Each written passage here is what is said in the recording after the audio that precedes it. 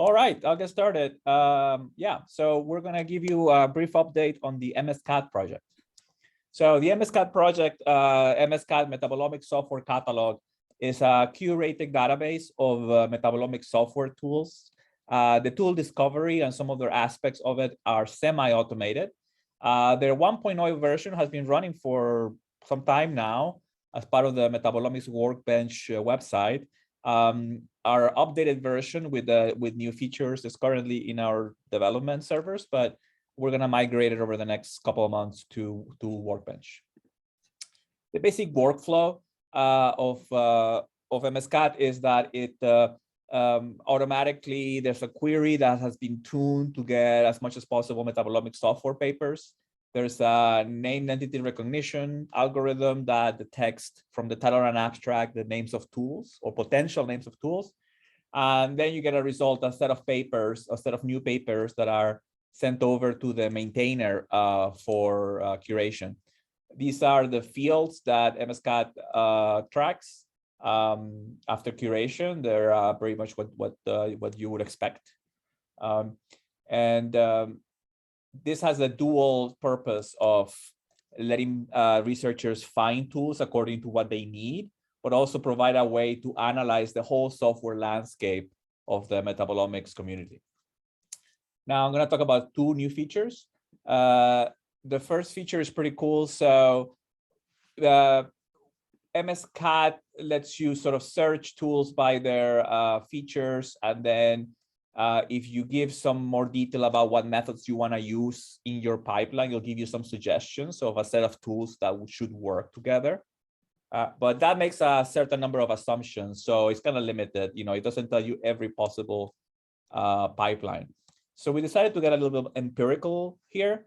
So as part of the MSCAT now, it does a query for full text papers that are available from PubMed, and specifically parsing the method section of these full text metabolomics papers, metabolomic studies in general, checking for the names of tools, and therefore you have empirically a set of tools, a set of studies where different tools have been used together.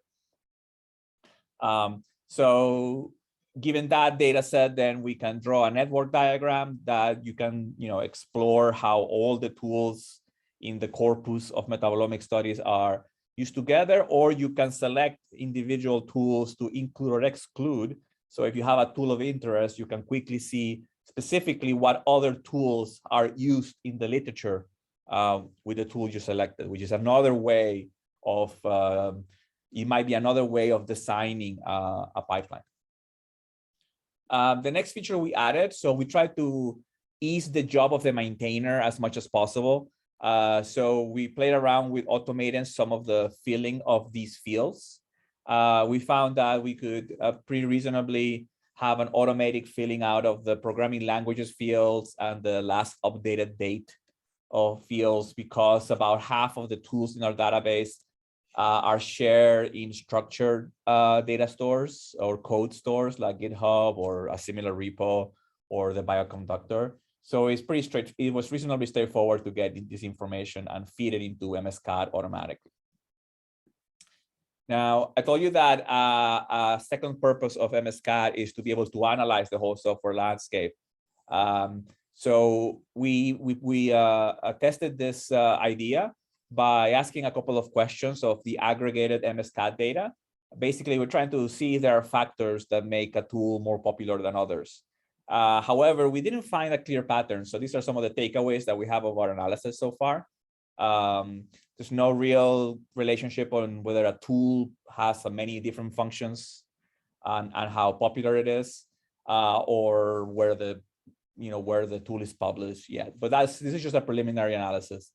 But we demonstrated that you can do that sort of whole of ecosystem analysis with the MSCAT data. So in conclusion, we've added a couple of new features to MSCAT.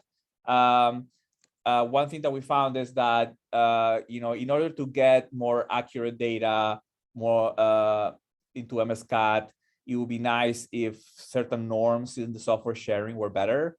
What I mean here is that it makes everybody's job easier if software tool is shared through a kind of code repository type of interface versus people just uploading a tarball on their lab website. And yeah, so aggregated MSCAD data allows landscape analysis, and we are writing the second manuscript of MSCAD detailing the updates. People who did the work, Jonathan Decker-Manjan for everything machine learning related and most of the coding. Zakais did the analysis of the landscape data. Eric Serrano implemented the automatic curation feature. Then there's myself and our fearless leaders, Debashis and Katerina. Great, thank you. And that concludes the talking part of this session 3. If you all can make it to the Gather Town